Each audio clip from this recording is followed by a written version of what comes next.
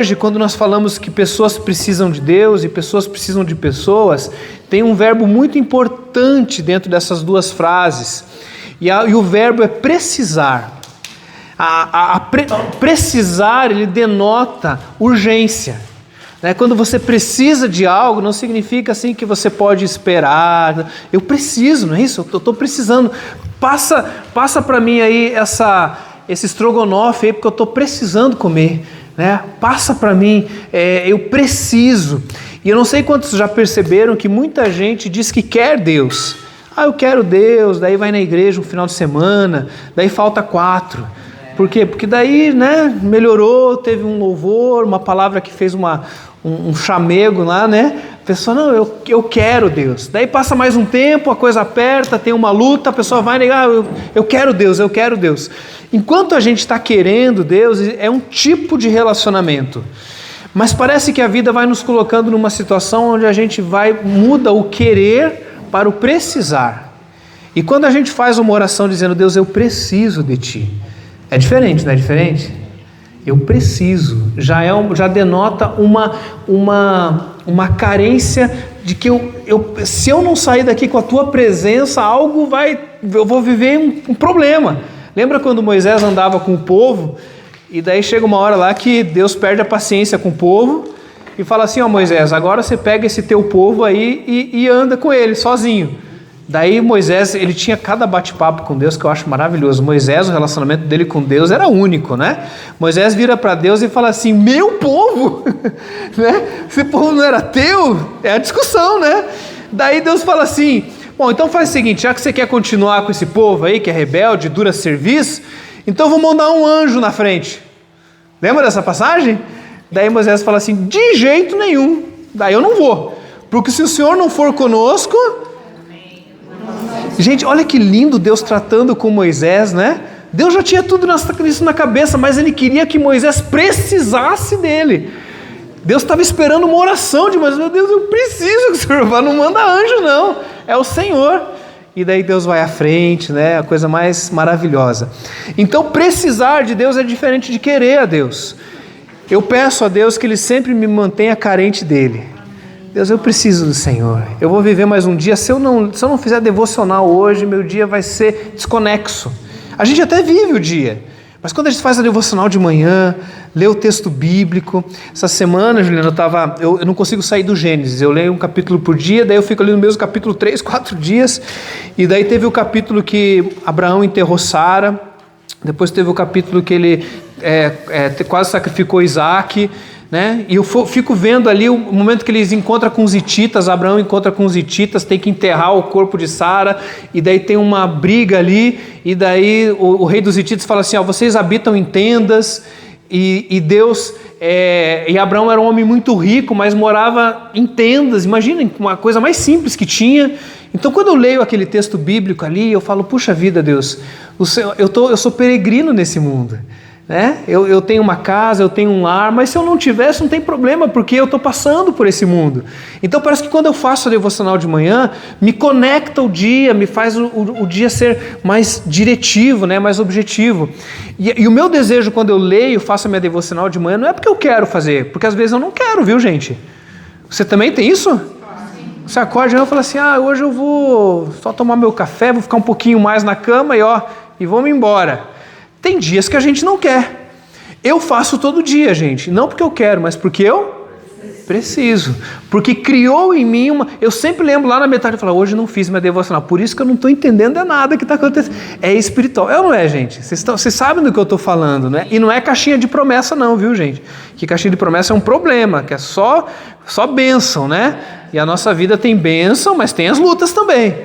Então é a leitura bíblica diária, com Bíblia comentada, estuda o texto, vai mais profundo, não fica só bebendo do que o pastor pregou, estou falando, ai Deus, usa o nosso pastor para ele ser profundo, amém, glória a Deus, que seja mesmo, mas cadê você para aprofundar, para comer uma sustância lá mais profunda, Então, eu preciso de Deus, e essa foi a mensagem da manhã.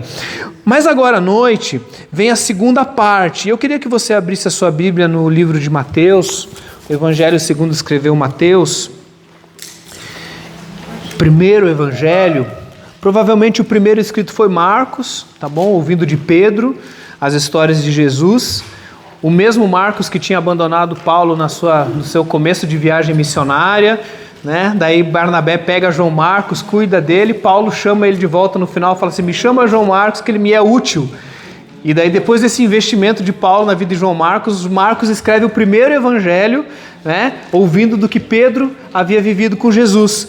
E dizem os estudiosos que Mateus e Lucas beberam do chamado Proto-Marcos, que o primeiro evangelho escrito foi Marcos. Então Mateus escreveu para o povo mais judeu e Lucas escreveu para os gentios. Então você vai ver alguns milagres em Mateus, diferente dos de Lucas. É bem interessante, viu? Tá estudando, viu? Estudar a Bíblia, gente. É bom demais. A gente poder aprofundar um pouquinho mais o comentário, o que tem antes do texto ali. Às vezes tem uma abertura para quem foi escrito, qual foi a época, né? Então Mateus... capítulo 22, versículo dos 34 ao 40, tá? São esses os versículos que a gente vai ler. Jesus estava num momento aqui, amados, muito comum da sua jornada, que era conversar com os fariseus.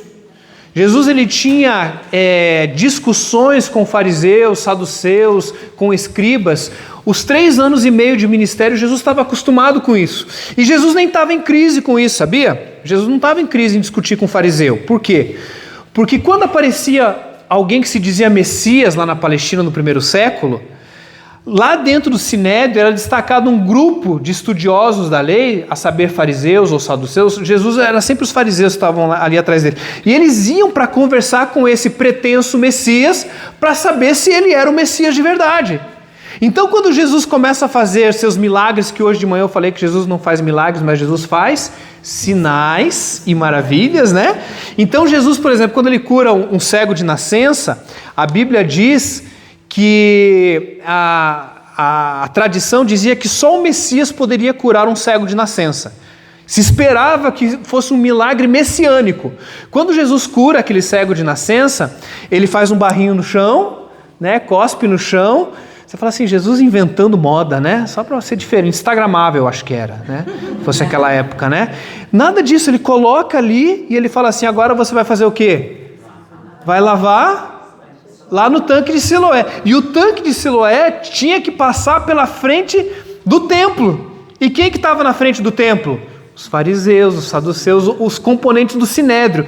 Quem que era o Sinédrio? Sinédrio era o pessoal que estava lá vendo se as coisas estavam sendo feitas certas. Então, quando vai andando lá aquele cego de nascença, lava, e ele fica curado, os primeiros que veem aquele milagre messiano é quem Jesus queria que visse, que eram os componentes do Sinédrio.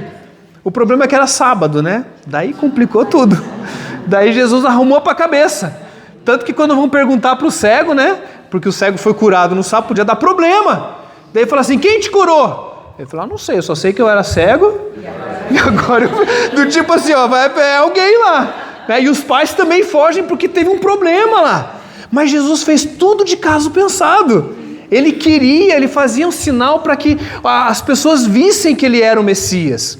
Esse texto aqui, mais uma vez, eles estão perguntando, tentando. E às vezes, alguns fariseus, quem viu The Chosen aí, tem alguns fariseus que estavam realmente interessados em aprender com Jesus. Né? Nicodemos, é muito provável que foi alguém que, se não se converteu, bateu na trave. Mas é Deus que na série ele não se converte, né? Na série ele foge, né? Spoiler? Né? Mas a gente não sabe, mas parece que Nicodemos, em João capítulo 3, ele tem uma conversa muito honesta com Jesus. Como é que eu vou nascer de novo, nascer da água, nascer do Espírito? Né? E Jesus fala assim, se você não nascer do Espírito e tal. É uma conversa, vai à noite, né? Uma conversa meio íntima, né? Escondida e tal. Mas muitos fariseus queriam pegar Jesus, porque Jesus estava dando problema para a religião. Porque Jesus, ele estava ampliando a religião. Jesus, ele, por exemplo, ele poderia pregar dentro do templo, mas ele não, ele ia pregar no meio do povo. Ele, por exemplo, fazia curas no sábado. Ele carregar, por exemplo, a maca, quando você carrega aquele aleijado, quando você carregava a maca, aquilo era trabalho, não podia fazer no sábado também. Então Jesus estava dando problema para aqueles caras. Então eles queriam pegar Jesus numa contradição. Fala assim, Jesus, você vai, uma hora você vai entrar em contradição. E nesse texto, agora eu vou para a leitura do texto, finalmente, né? Pensaram que eu esqueci do texto, né? Ao ouvirem dizer que Jesus havia deixado os saduceus sem resposta, olha que delícia, né? Jesus deixando os saduceus sem respostas, os fariseus se reuniram, falaram assim, agora vai o nosso time, tá? Agora vão os fariseus. Um deles, perito na lei, pessoal, provavelmente sabia o Pentateuco de cor. Gênesis, Êxodo, Levíticos, Números e Deuteronômio, de cor. Muito sabia o Velho Testamento inteiro. Tá? Isso aqui não é lenda, é verdade, tá?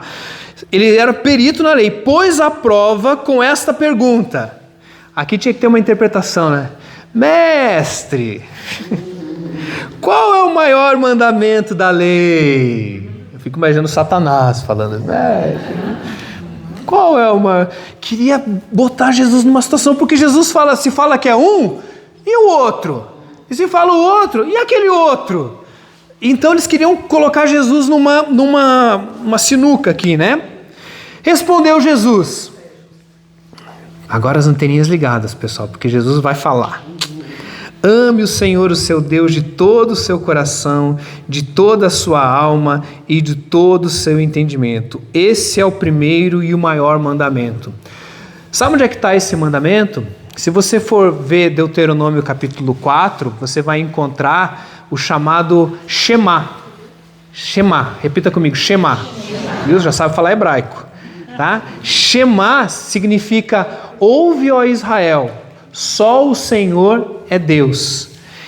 Toda a Páscoa, a família judaica tem que se reunir e declarar o Shema. É isso que se escrevia na testa, né, e no pulso das crianças, quando eles tinham então que dizer que só o Senhor é Deus. É o Shema, eles tinham que proclamar o Shema. Dizem até que não é um mandamento, é um mandamento zero. Ele vem antes dos 10 mandamentos, o Shema. Né? Ouve, ó Deus Israel, amarás o Senhor teu Deus de todo o teu coração e de toda a tua alma e do seu entendimento. Versículo 38. Esse é o primeiro e maior mandamento. Ele já respondeu, não respondeu? Coisa linda, né? Só que Jesus ele fala assim, agora eu vou além com vocês. E Jesus sempre vai além. Jesus ele vai além. Ele podia ter parado por ali e ia deixá-los dessa maneira. Versículo 39. E o segundo... Eu não perguntei o segundo, mas ele vai falar. No teu texto está escrito o quê? Semelhante a esse. Está escrito semelhante? Tá? Semelhante a este é: ame o seu próximo como a si mesmo. Destes 2 mandamentos dependem toda a lei e os profetas. Sabe o que Jesus faz aqui, amados? Jesus ele resume toda a lei e os profetas em 2 mandamentos: amar a Deus e amar ao seu semelhante, amar o próximo. Na tábua da lei eram 10 mandamentos, né? São 10 mandamentos, são 2 tábuas, 4 na primeira tábua e 6 na segunda tábua.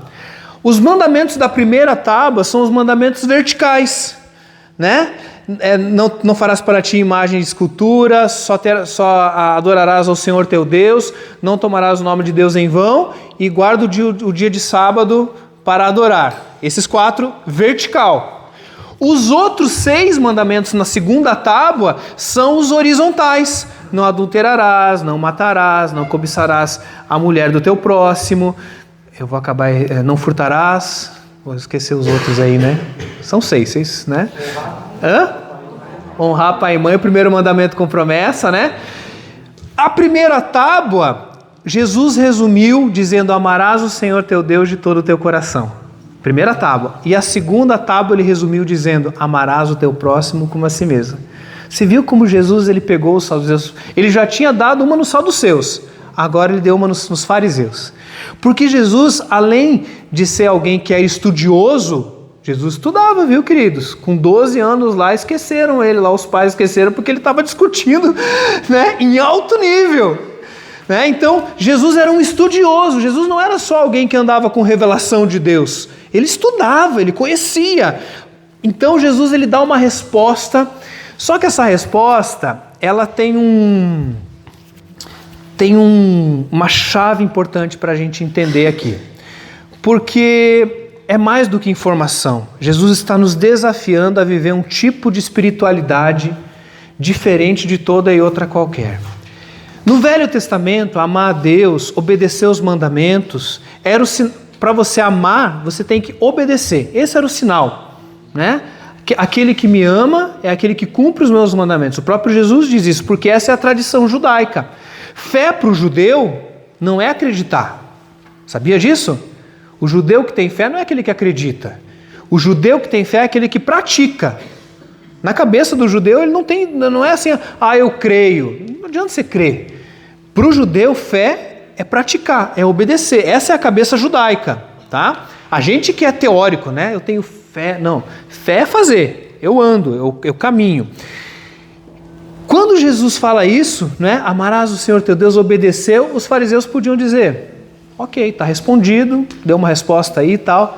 Só que daí Jesus fala assim, eu vou introduzir algo aqui e mais, eu não vou tratar o segundo mandamento como algo que está abaixo. Eu vou tratar o segundo mandamento como semelhante. Isso é muito importante no texto, gente. O segundo mandamento não está abaixo do primeiro, ele está ao lado. Jesus está dizendo assim, é uma coisa só. É como se os mandamentos estivessem casados, eles não funcionam um sem o outro. Amar o próximo sem amar a Deus não faz sentido. Amar a Deus sem amar o próximo não faz sentido. Como é que você diz que ama a Deus que você não vê, se você não ama o teu próximo que você vê? Então esse conceito que Jesus está introduzindo no judaísmo, ou inaugurando um cristianismo, nos faz entender que a mensagem da manhã, que é definitiva, é antes e depois, precisar de Deus, a minha vida começa com Deus, ela é radical, ela é importantíssima. Quando eu vou falar agora que você precisa de pessoas, você tem que entender que a mensagem da noite é tão importante quanto a da manhã. Você não pode dizer assim, puxa, eu fui bem de manhã, mas o meu próximo, Deus tem misericórdia desse miserável aí. Mas eu te amo, Jesus, te amo, ó Deus. E o teu próximo? Leva, Senhor, promove. Né? Para Jesus, esse tipo de espiritualidade é esquisita, ela é estranha, ela não faz sentido. Jesus está dizendo, isso é semelhante. Amar o teu próximo é tão importante quanto amar a Deus. Está claro isso para vocês, gente? Então eu vou perguntar para vocês. Pessoas precisam de Deus? Sim. Pessoas precisam de pessoas? Sim. Então é por isso que Deus colocou essa mensagem no meu coração, porque hoje a gente vai falar de relacionamento horizontal e eu não quero que você entenda isso como uma parte do discipulado. Relacionamento com o meu próximo é a essência do discipulado. Se você não tem isso, esse desejo, essa necessidade de se relacionar, precisa ter conversão. Não tem como você dizer que ama a Deus se você não vai em direção ao seu próximo. Todas as vezes, minha irmã, que alguém dá a mão para Jesus, quer ver? Ó, Deus tem misericórdia, vem cá. Eu sou Jesus aqui na encenação, tá? Tem uma barbinha aqui, né? Então a gente... Daí você veio para Jesus, você deu a mão para Jesus, né? Quando alguém dá a mão para Jesus, sabe qual é a primeira coisa que Jesus faz com a gente? Jesus, ele leva a gente para outra pessoa. É a primeira coisa. Daí você veio para Jesus, né? Ai, Jesus, entregou a vida a Jesus. A primeira coisa que Jesus vai fazer, segura aqui, ó. Pode sentar. Amar a Deus e amar ao próximo são semelhantes. Lembra que eu falei de manhã ser semelhante, se ajoelhar, né? Ou pegar a criança no colo para ser semelhante? Mas pastor, me dá um pouquinho mais de teologia desse negócio aí. Eu vou dar então. Nós fomos criados por Deus seres relacionais. Nós precisamos de gente. A gente precisa, não é que eu estou dando para vocês aqui uma alternativa de vida. Eu estou dizendo para você precisa de relacionamento. Você precisa se envolver com pessoas. Tem gente que anda sozinho e diz que está bem, essa pessoa está muito doente.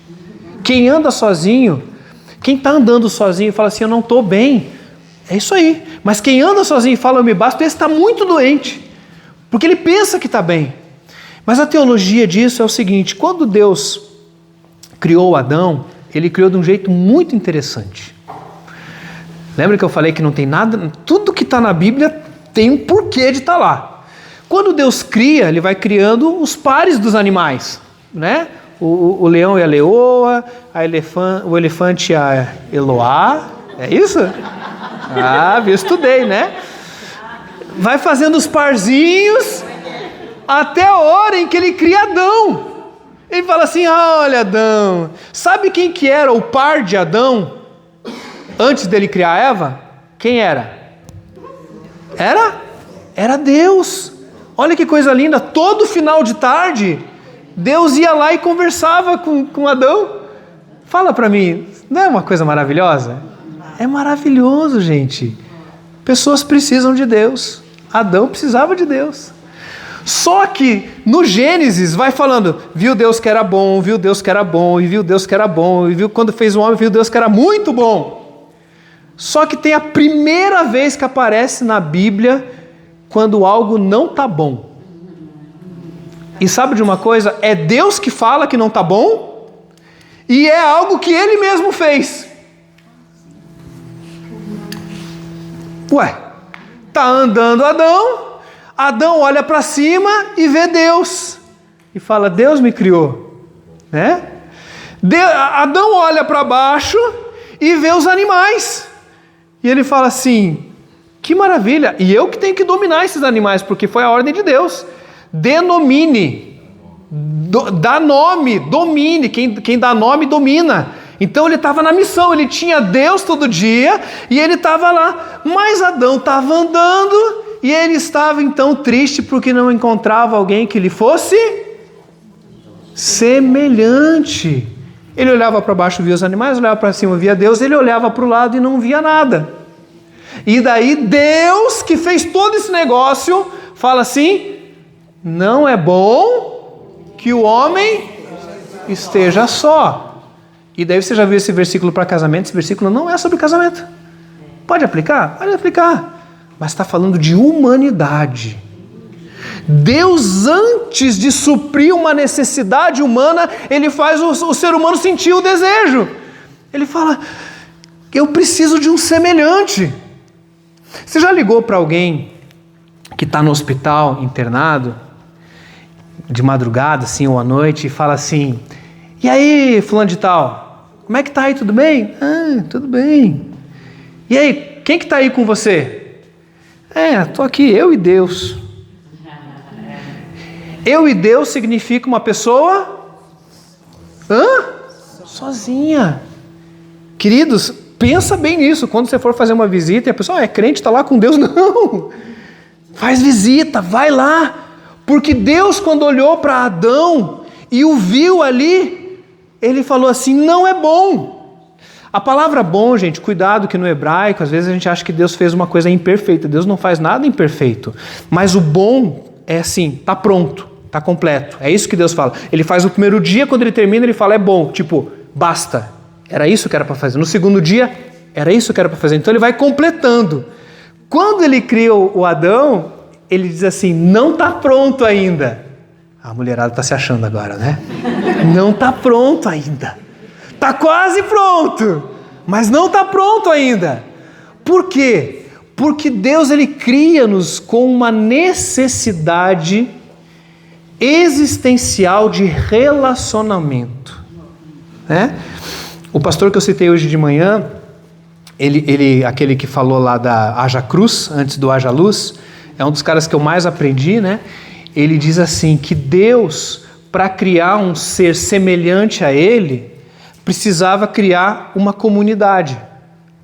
Porque Deus, Ele é um só. Amém, gente? Amém. É um só Deus. Mas Ele coexiste em 3 pessoas. Então Deus é comunidade. Deus é uma unidade plural. Deus é uma unidade plural. Lá no Gênesis façamos o homem à nossa imagem e semelhança. Então um Deus que é uma unidade plural, que é uma comunidade, para criar um ser semelhante a Ele, tem que ser uma comunidade também. E esse autor, ele diz para mim que Ele só termina a humanidade quando ele cria Eva. Porque daí 2 é uma comunidade. E tem relacionamento. Assim como a Trindade se relaciona em perfeita harmonia, o homem e a mulher se relacionam, antes do pecado, em perfeita harmonia. Um pouquinho de teologia para você entender como as pessoas elas não podem ficar sozinhas porque elas estão ofendendo a Deus. Elas ofendem a Deus.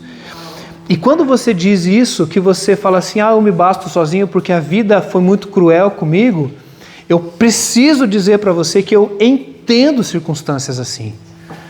Eu sei, queridos, que relacionamento não é fácil. Não é fácil. Fala comigo, família é uma bênção. Mas família é difícil? É difícil ou é muito difícil? Agora pensa na tua família. Pensa nos problemas da tua família, pensou?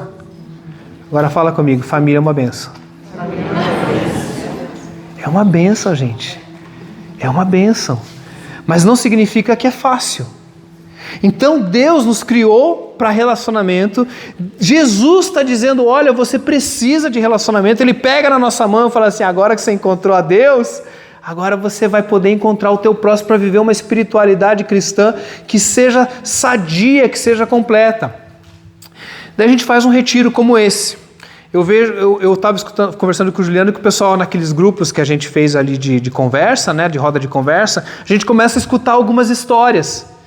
E depois a conversa continua, vai para o quarto, né? Como é que estão as conversas no quarto? O pessoal fala bem lá no quarto? A conversa está indo? Gente, olha, eu vou falar um negócio para vocês, presta atenção. Tão santo, quanto abrir a palavra dentro de um lugar como esse, tão santo, é você abrir o teu coração para o teu irmão fora desse lugar. Não é menos santo. Isso aqui não é mais importante, isso aqui é diretivo, é educativo.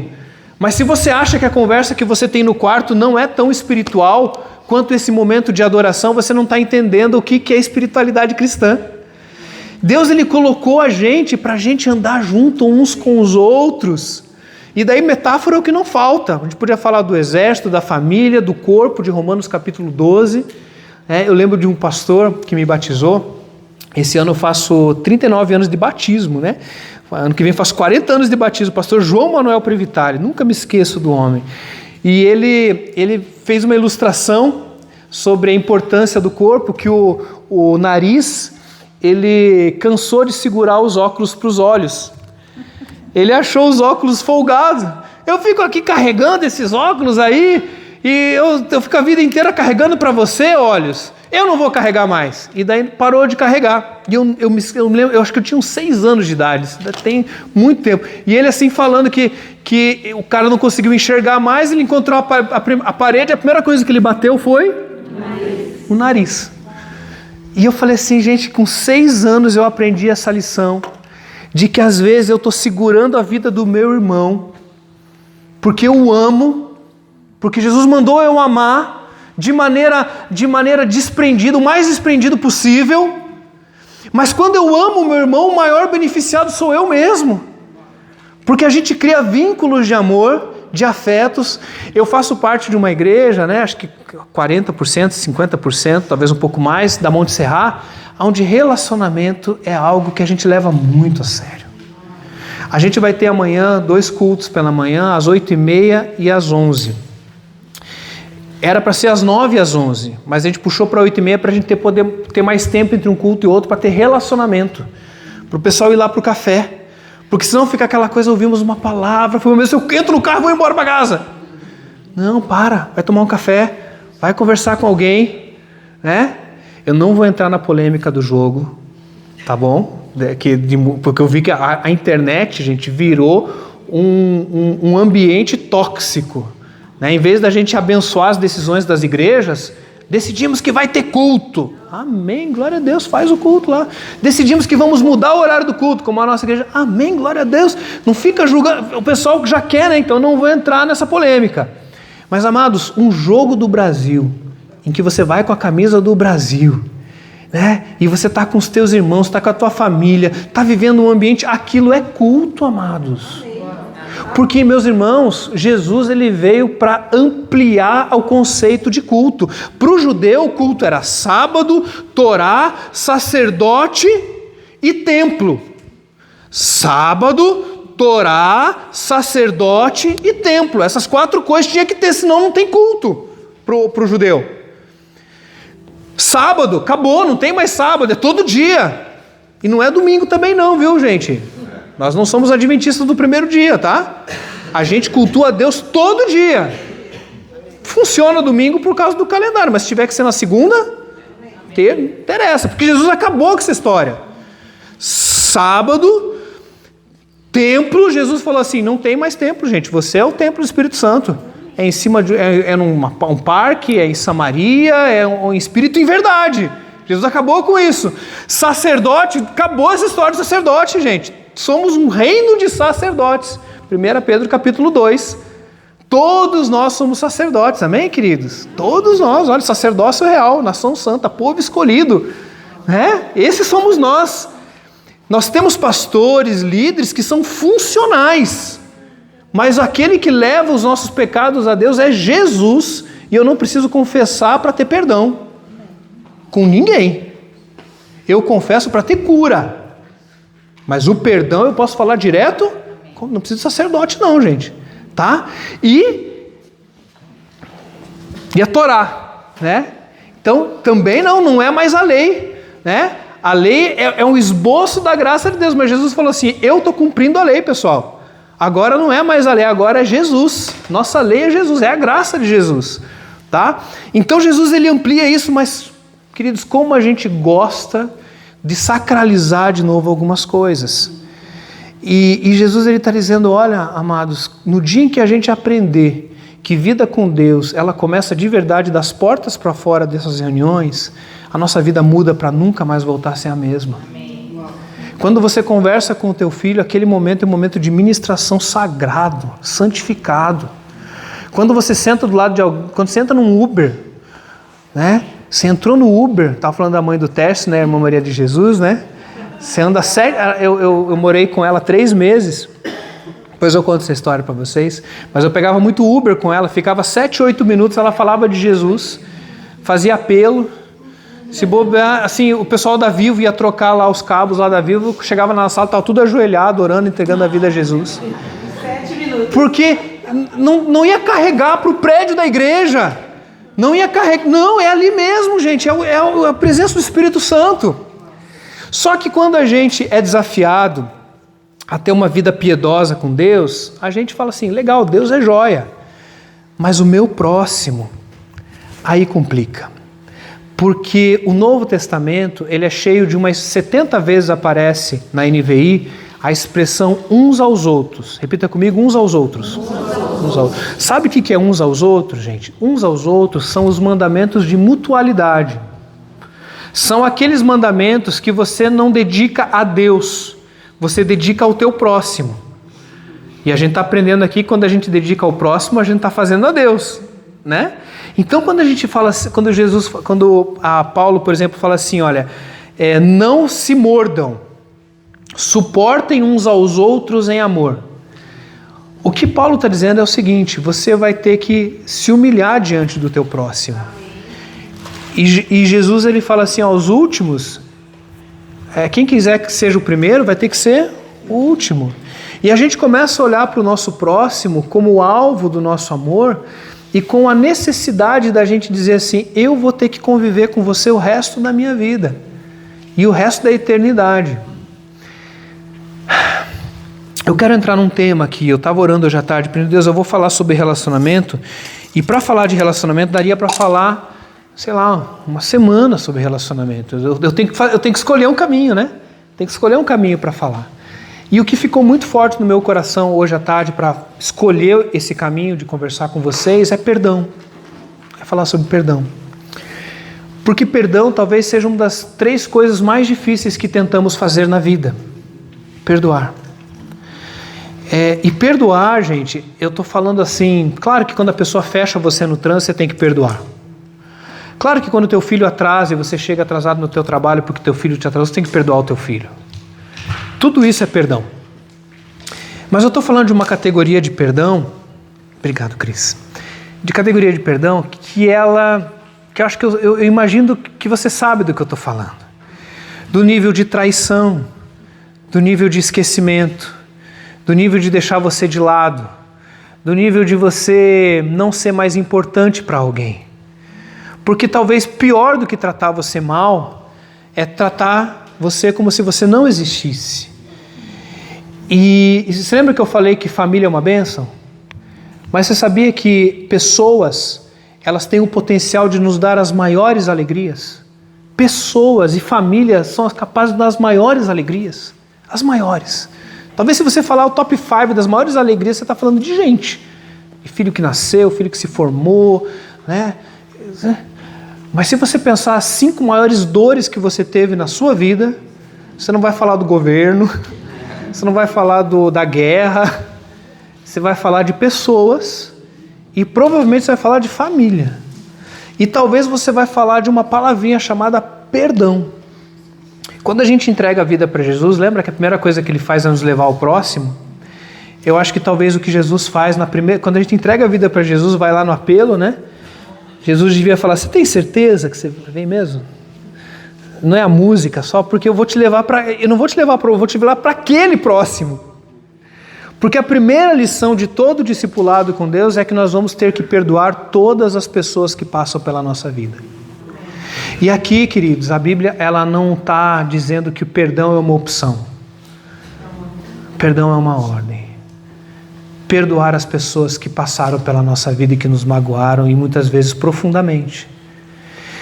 E essas pessoas, muitas delas nem querem que você perdoe, nem achem que você precisa falar nada, ou se você procurá-las, elas vão dar de ombros e falar assim, isso aí é você, eu não te fiz nada. Mas você sabe que tem coisas que você precisa tratar. E a gente está falando com adultos aqui, né? Pessoas que já têm as suas histórias, e é muito provável que existem marcas que já deixaram algumas coisas no nosso coração. Marcas. E algumas delas já cicatrizadas e outras nem tanto. Então quando Jesus fala assim, olha, agora você vai perdoar, qual que é o convite dele? Ele está nos convidando a viver uma vida leve. A gente falou do defunto, né? Então, quando a gente não perdoa alguém, é como se a gente colocasse essa pessoa nas nossas costas, como se ele fosse um defunto, e você está andando. Só que de vez em quando o defunto dá uma mexida lá. E você fala assim, o que é isso? Perdão, gente, a falta de perdão deixa a nossa vida menor. Nossa vida fica pequena. Sabe por quê? Você, por exemplo, não pode ir em todo restaurante, porque aquele restaurante vai lembrar aquela pessoa. Eu não vou. Eu não posso fazer essa viagem, não vou lá para aquela cidade, porque aquela cidade me lembra aquela pessoa. Essa época do ano é difícil para mim. Eu fico triste nessa época do ano. Por quê? Porque foi nessa época do ano que aconteceu tal coisa. Você está no carro, começa a tocar uma música e fala, troca, troca, troca. Sabe por quê? Não, porque essa música me lembra. A nossa vida vai ficando esgoelada, apertada, vai ficando menorzinha. A ponto da gente começar a faltar alguns eventos. A gente começa a não ir em alguns lugares, a gente começa a dizer, não, eu não vou. Não, eu não quero. Dá uma desculpa esfarrapada, já entra em pecado, já um abismo traz o outro abismo, né? Você já começa a dar...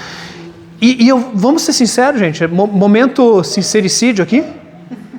Vamos? Sincero? Você já viu que tem muito encontro de família que ninguém se dá, ninguém tem a alegria de estar ali, você vai protocolarmente. E sabia que muitas pessoas passam por depressão na época do Natal? Estou certo ou estou errado? Enquanto muita gente está celebrando, tem muita gente em depressão. Porque não tem pessoas que gostaria que estivesse lá, e as que estão lá ele não queria que tivesse. Mas você tem que ir. E de você avilta. E você vai lá e você põe uma cara de crente.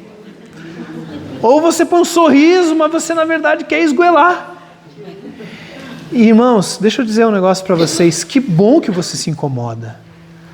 Porque Deus não te fez para viver quebrado, acomodado e quebrado com os teus relacionamentos. Amém.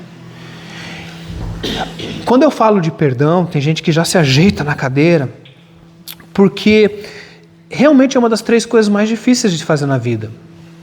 Talvez para algumas pessoas as mais difíceis. E tem gente que tem personalidade, né? Dizer assim, eu sou difícil. Já ouviu essa? Eu sou difícil? Como se, né? Eu sou descendente de alemão. Eu sou descendente de italiano. Eu falo na cara, já viu, gente? Eu falo na cara. Então, como eu não estou sentindo ainda de pedir perdão ou de perdoar, eu não vou falar. E eu sou muito autêntico, pastor. Eu só vou lá quando eu sentir. Já ouviu isso? Quando eu sentir, eu vou. Daí passou 15 anos. Tá sentindo? Não, menos ainda. Estou sentindo umas coisas pior. E daí, meus amados, a Bíblia nunca tratou perdão como sentimento. Perdão é uma ordem. Perdoem uns aos outros. Perdoe. Jesus conta uma das parábolas mais duras que Jesus contou foi sobre perdão. Talvez a mais dura, porque a parábola termina com a pessoa que não perdoou apanhando dos verdugos. Não é assim que acaba a parábola do devedor? Ele ficou devendo que ele acabou... Ele vai lá, apanha dos verdugos. A parábola mais dura de... Estou errado, gente? Vocês que conhecem de Bíblia aí, tô certo? É a palavra mais dura de Jesus, a parábola mais complicada. E parece que Jesus está falando algo do tipo assim, ó, se você não perdoar, o diabo vai te atentar, o diabo vai te pegar. Não é isso que Jesus está falando, gente. Jesus não é desse naipe. Jesus não é dessa ordem, de assustar ninguém. Não é isso que Jesus está dizendo. O que Jesus está dizendo é o seguinte: se você não perdoar as pessoas que passam pela sua vida, a sua vida vai ser como atormentada. Não precisa nem do diabo, você mesmo vai se atormentar. Você não precisa nem da presença do outro. Uma música já vai te lembrar, já vai acabar com o teu dia. Acaba com o teu dia, acaba com o teu final de semana. Eu estava vindo para cá, estava uma bênção, recebi uma mensagem. Uma mensagem, gente. Uma mensagem, uma visualização, uma palavra mal dada. Acabou com o teu dia. Por quê? Porque o teu coração ainda precisa de tratamento. E o que me preocupa, amados, de todo o coração, eu sei que é 90% mulheres, mas se tem homem, então é amados, né? Amados. É que tem muito crente acomodado com situações mal resolvidas e vivendo uma vida miserável e às vezes botando a culpa em Deus. Mas como uma pessoa não tem coragem de botar a culpa em Deus, né? A pessoa fala assim, a vida é difícil mesmo, né? E vivendo uma vida miserável. E eu acho que a gente chega numa idade, batendo um papo aqui bem de gente adulta, que a gente precisa entender uma coisa chamada autorresponsabilidade. É muito bom ter pastor, gente. É muito bom ter gente que se preocupa em fazer um retiro para pregar para a gente, para tratar a gente, para fazer dinâmica. Como é bom, gente, célula, o pessoal do aeroporto faz evento, e é Freedom, e é Café das Mulheres agora na segunda-feira. É bom demais ser amado, ser mimado, né? É caldinho, e daí vai lá o Tércio e prega daquele jeito, e vai o Vitor e prega daquele jeito, você fala assim, Deus, ai como é bom! E a gente esquece que a qualidade da nossa vida espiritual não depende dessas pessoas. Autorresponsabilidade. Eu sou responsável pelo meu crescimento espiritual. Não tem notícia melhor para dar para você, queridos, que você não precisa depender do outro, você pode depender do Espírito Santo. Você diz assim, agora eu vou resolver isso porque eu sou adulto. Criança que você fica dando sopinha, dando, né? Meu filho tem 21 anos, gente, eu já dei muita mamar para ele, muita sopinha, troquei a fralda dele, mas isso tem mais de 20 anos. Agora eu mando para ele uma grana, ele escolhe o que comer, ele escolhe o que fazer. De repente não dá o dinheiro, ele pede mais, eu mando mais um pouquinho. 21 anos, gente. Autorresponsabilidade. E eu estou conversando com um povo, queridos, que precisa de uma palavra chamada assim, eu preciso resolver isso definitivamente na minha vida. Por quê? Porque minha vida está ficando menor. Meu mundo está ficando menor. E algo que eu podia estar vivendo de maneira plena, eu agora já começo a ser alguém chato.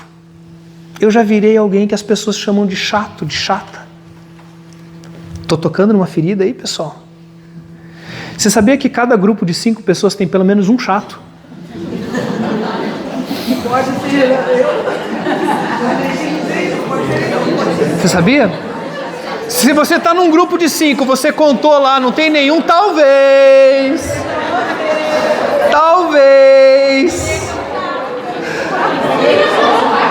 Pessoal, eu estava uma vez dirigindo, estava levando uns adolescentes. Eu fui pastor de adolescentes lá nos anos 90. E o pastor de adolescentes naquela época, eu ainda era seminarista, na verdade, dirigia a Kombi. Então eu levava todos os adolescentes em casa, pegava em casa, esse era o meu trabalho de seminarista. Então ser pastor não era nem pregar, era levar o pessoal em casa. E eu lembro que eu estava levando 2 moças atrás, né, da Kombi, o irmão delas na frente, um amigão meu, mais da minha idade, e elas mais novas. E ela estava sentada atrás, lembro do nome, da família, conheço todo mundo, e ela devia ter seus 12 anos, mais ou menos. E ela virou para a amiguinha, que devia ter uns 12 também, talvez 13, e disse assim: comigo errou é uma vez só, na segunda vez eu não deixo mais. Com 12 anos. E o irmão do lado. Eu conheço a história da família. Pai alcoólatra, a mãe carregando os filhos para a igreja, todos temperamento forte, a família inteira temperamento forte. A menina, 12 anos, falando como se fosse uma senhora, né, de 40, de 50 anos, 12 anos, gente, 12 anos. E daí eu lembro que na semana seguinte eu preguei sobre perdão, né, ela estava lá e tal, a gente ministrou, mas depois a gente se encontrou depois de uns 10 anos. Mesma dureza de coração, a mesma dureza. E daí eu falei com esse meu amigo, falei, cara, bate um papo com ela. Daí ele falou assim: Osmar, ela passou por isso, daí me contou a história, né? Daí ele disse assim: mas eu sei que todo mundo ao redor dela fala que ela é azeda, que ela é chata. E daí não sou eu que estou falando da irmã dele, né? É ele que está falando da irmã dele. E daí ele falando, coisa que eu já tinha visto como pastor, mas eu estava naquele cuidado dela. Daí ele disse assim: eu sei que ela tem razões, né? Mas está todo mundo falando, então o problema não pode ser todo mundo, né? Então... E daí eu lembro que a gente colocou o retiro lá em Curitiba, o Minha Vida Tem Jeito, a gente chamava de Celebrando a Vida. A gente aprendeu ele aqui em Porto Alegre e levamos para lá. E essa menina foi, e era separado os homens das mulheres, as mulheres chegavam no retiro, e os homens não iam, né? Era o final de semana das mulheres e o final de semana dos homens. Daí ela chegou e ela foi dar o testemunho e ela contou um monte de coisa. E o pai dela estava lá sentado no segundo banco. E ela chamou o pai dela na frente e falou assim: eu quero te pedir perdão, porque eu não pude ser uma boa filha, eu quero te perdoar porque você não foi um bom pai para mim. Na frente de todo mundo. A gente vai falar sobre vulnerabilidade amanhã, tá? Amanhã de manhã. E daí você pode dizer: ai pastor, mas expôs, isso aí é para ser tratado escondidinho. Mentira, gente. Quando é perdão, você coloca para todo mundo ver. Queridos, todo mundo que estava lá naquela noite não esquece até da roupa que eles estavam vestidos, porque aconteceu uma coisa chamada milagre.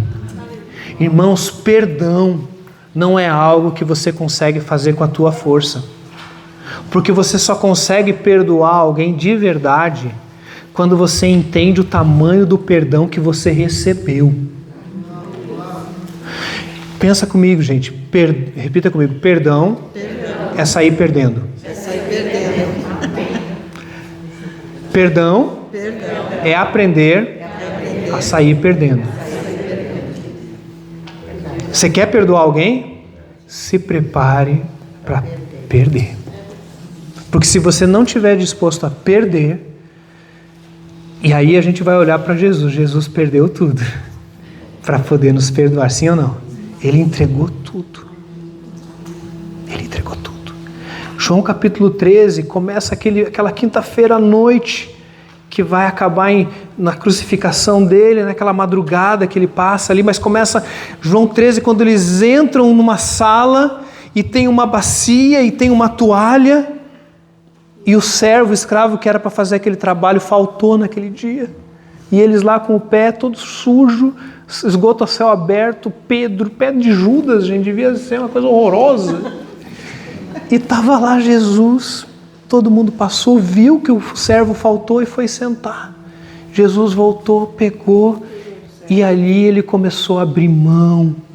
O Deus que abriu mão da sua glória, um bebezinho em Belém, continua abrindo mão da sua glória. E pega uma bacia, pega uma toalha e começa a lavar os pés do Pedro, que vai negar, de Judas, que vai trair. E Jesus já sabia ou não sabia? Ele fala assim, ó, vai logo, faz logo. Jesus lavando o pé de Pedro para dizer assim, eu abro mão de tudo. A parábola que eu não contei, o servo devia bilhões nos dinheiros de hoje, bilhões. E ele era devedor, ele era devedor de bilhões, e ele estava cobrando um valor que equivalia no máximo 3 meses de trabalho. E ele foi perdoado de bilhões, gente, eram bilhões, era uma coisa assim, uma coisa insana, impossível. E ele foi perdoado, mas ele não queria abrir mão de nada. Queridos, enquanto a gente fica se segurando nas coisas, até a hora em que a gente fala assim, eu não aguento mais, eu preciso. Você já percebeu que as pessoas não mudam? Pessoas não mudam, gente. Elas não mudam porque querem. Elas não mudam porque querem. Porque se só querer já teriam mudado. As pessoas não mudam quando querem. Elas só mudam quando elas percebem que elas precisam. Quando você fala assim, olha, você vai lá no cardiologista e fala assim, ó, você precisa, você tem que mudar isso aí e tal. Até a hora que fala assim, ó, se você não fizer, você vai morrer, miserável. Daí ele começa a correr, porque senão você vai morrer. A falta de perdão talvez seja um grande responsável para você ter uma vida espiritual medíocre. Medíocre. E você diz assim, mas será que ainda dá tempo? Será? São coisas tão antigas, são coisas tão doloridas, ou são coisas tão recentes. Pastor, eu nem elaborei ainda, aconteceu agora. Parece que eu estou ouvindo a voz dele ainda, parece que eu estou ouvindo a voz dela ainda. Quando aparece lá na minha timeline, quando aparece alguma coisa que eu tenho que conversar, me dá um negócio dentro que dá vontade de eu... E quando eu estou olhando para pessoas que estão vivendo isso, sabe o que eu digo para vocês? Eu sei o que é isso. Eu sei o que é você colocar a cabeça no travesseiro e não conseguir pensar em outra coisa, senão aquela pessoa que te ofendeu. Eu quero te dizer uma coisa, Jesus sabe o que é isso. Porque a palavra diz que ele viveu, em tudo foi tentado, mas em nada pecou. Em tudo ele foi tentado. Jesus foi tentado em tudo, viu, gente? Sexualmente, financeiro, tudo. A Bíblia diz que é tudo. Em tudo foi tentado. Jesus, ele foi tentado a não perdoar. Quando ele está lá no Getsemane, ele fala assim, vocês podem orar um pouquinho aqui comigo? E ele volta, todo mundo dormindo. Eu acho que Jesus, ele chegou para Deus e falou, Deus, tem um plano B? Porque, a cruz está pronta, é amanhã, é por esses caras aí. E pessoal, você fala de Pedro e de Judas, mas no final das contas não sobrou ninguém, só João, que ficou no pé da cruz lá com Maria. O resto, sumiram. Todos. Estou estragando a última temporada de Chosen, mas vai ser assim. O livro é melhor que a série. E Jesus sabe o que é ser traído, gente. A Igreja Católica tem algumas maneiras, e perdão, viu, amado, se você se sentiu ofendido se eu citei outra religião, né? A gente fala para comparação, e a gente crê de uma maneira, então a gente fala com convicção, mas a gente respeita quem pensa diferente, tá bom? Jesus respeitava quem pensava diferente, né? Mas a Igreja Católica tem umas questões de tradições do número de palavras que Jesus falou na cruz, são 7 palavras, né? E eles têm toda uma maneira assim de lembrar disso, né? Eles chamam de ladainha e tal. Então, para mim tem um aspecto cultural que eu acho bonito, a maneira como esses simbolismos são trazidos, né? Aprendo com a Igreja Católica também nesse sentido. Mas uma das palavras de Jesus na cruz é: perdoa-lhes porque eles não sabem o que eles estão fazendo. Eles não sabem o que eles estão fazendo. Perdoa. Pai, perdoa, porque eles não sabem o que eles estão fazendo. Então, e olha, quando Jesus fez isso, tinha alguém arrependido? Tinha alguém arrependido ali, gente? Eles estavam jogando sortes em cima da roupa que sobrou. Jesus estava passando o pior. Jesus estava esperando vir algum sentimento, queridos. Eu não sei qual era o sentimento de Jesus na cruz de verdade, pessoal. Eu não sei qual era o sentimento de Jesus na cruz. Você não sabe, você não estava lá. Eu não sei o sentimento de Jesus. Eu sei que Jesus obedeceu. E ele perdoou. Talvez Jesus não estava com o sentimento todo prontinho. Só que a gente precisa aprender que se você esperar o sentimento para obedecer, talvez isso nunca vai acontecer. Mas tem uma bênção. Se você obedecer, sabe o que vai acontecer? O sentimento vai vir. Porque o sentimento, ele precede a obediência. O sentimento precede a obediência. Primeiro você obedece. E você diz assim, eu perdoo você. O que é perdoar? O que é perdoar? Perdoar não é fingir que não aconteceu. Tá bom? Ah, nem foi nada, pastor. Até ele me traiu, ele roubou todo o meu dinheiro, me xingou na internet, fez, né? Mas não foi nada. Foi, né, gente? Foi bastante, né? E se feriu você, pode nem ter sido grande para os outros, mas para você foi. Então, não é fingir que não aconteceu. Perdoar não é esquecer. Perdoar não é esquecer. Sabe, só tem uma pessoa que esquece. Quem que é que esquece? Deus. Só Deus. Que lança os nossos pecados no mar do esquecimento. Está lá em Miqueias isso, né? Joga lá e bota uma plaquinha. Proibido pescar. Fica lá.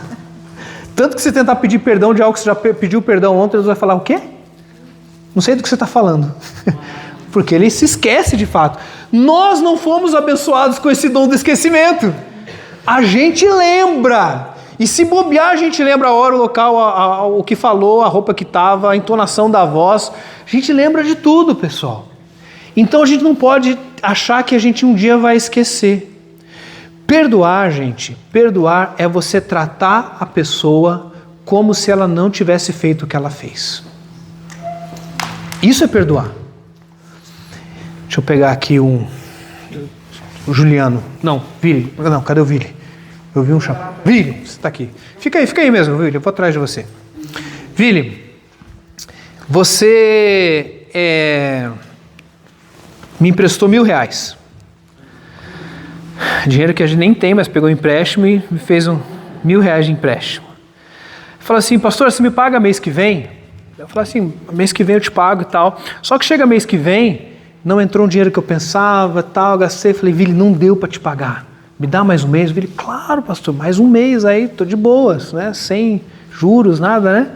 Daí eu vou falar assim, tá bom, segundo mês. No terceiro mês eu nem falo, meio que entro no esquecimento e tal. Quarto mês, quinto mês, e o Vili, ele fica sem jeito de me cobrar, eu também, né? Só que daí a minha relação com o Vili começa a ficar esquisita, porque eu já estou com um pouco de vergonha de encontrar com ele, porque eu estou devendo os R$1.000, o Vili tenta me tratar normal, porque ele é um crente em Jesus, mas ele percebe que eu estou incomodado, e daí ele começa a ficar incomodado também, e daí a gente vê que os dois estão na mesma sala, meio que se evita, daí quando encontra, Vili e tal, né?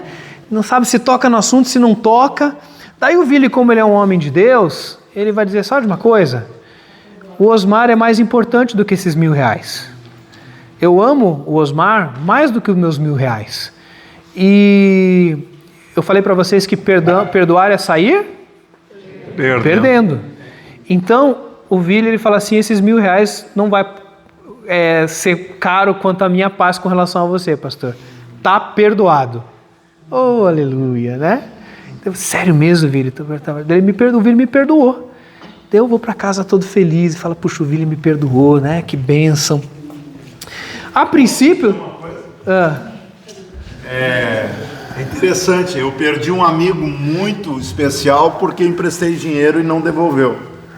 E tive uma segunda experiência de emprestar dinheiro para um outro amigo muito especial e tive a sabedoria de, na hora, perdoar. Olha só. E não perdi o amigo, realmente foi. E a Bíblia fala para nem emprestar, né? Se for fazer, a gente doa logo, né? Isso. Mas doar alguém significa que a gente entendeu que a gente não vai mais pegar, a gente vai abrir mão daquilo, a gente vai sair perdendo e a gente não vai mais tratar a pessoa como se ela tivesse feito aquilo. Fácil ou difícil? Hã? Difícil ou muito difícil? Quase impossível. Só tem um jeito de fazer isso, queridos. Quando você lembrar da dívida que você tinha com Jesus na cruz. Quando você lembrar dos bilhões que você devia. Pensa a ofensa que você recebeu. Lembra agora da ofensa que você recebeu? Agora, gente, não é exemplo não. Agora eu quero que você olhe para a sua vida e lembre das feridas que te alcançaram. Lembra agora? Lembra do tom da voz. Lembra das vezes. Lembra do que está acontecendo. Talvez hoje tem gente te perseguindo. Hoje tem gente falando mal de você. Você está convivendo com pessoas que estão... Ou gente de 10 anos atrás, de 20 anos atrás. Eu lembro que eu fui atender um casal, eu faço muito curso de noivos para gente que já é casado. Estou fazendo com 3 lá na igreja. Mais de 20 anos de casado, estou fazendo curso de noivos com eles, para eles aprenderem coisa do básico. E eu fazendo lá, acho que tinha uns, 15 anos de casado, conversando com os dois, ela vira para ele e fala assim, porque no dia do nosso casamento... No dia do casamento, 15 anos atrás, você estava, né?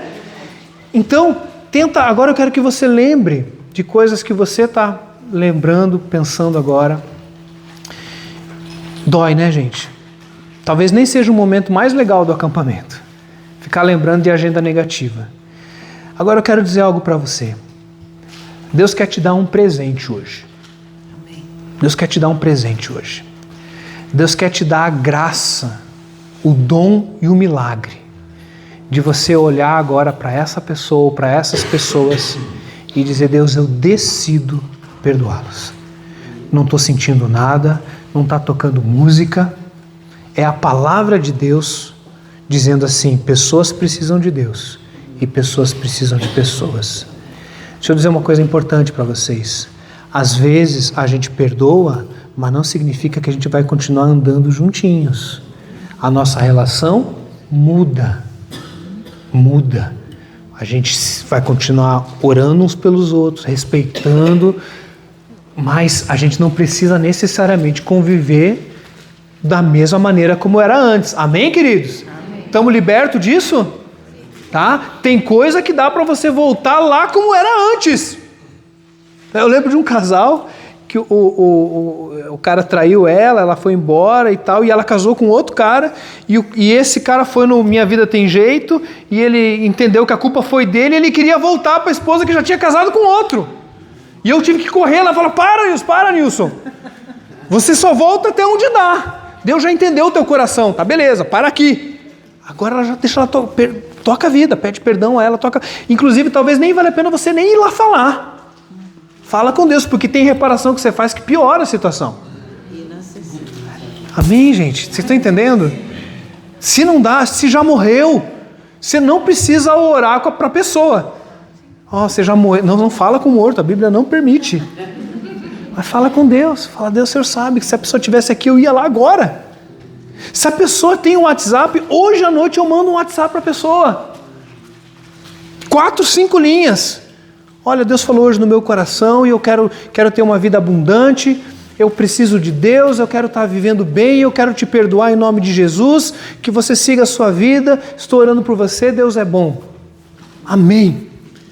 E daí você diz assim, a partir de agora, Deus, cuida do meu coração para eu não tratar essa pessoa como se ela tivesse feito.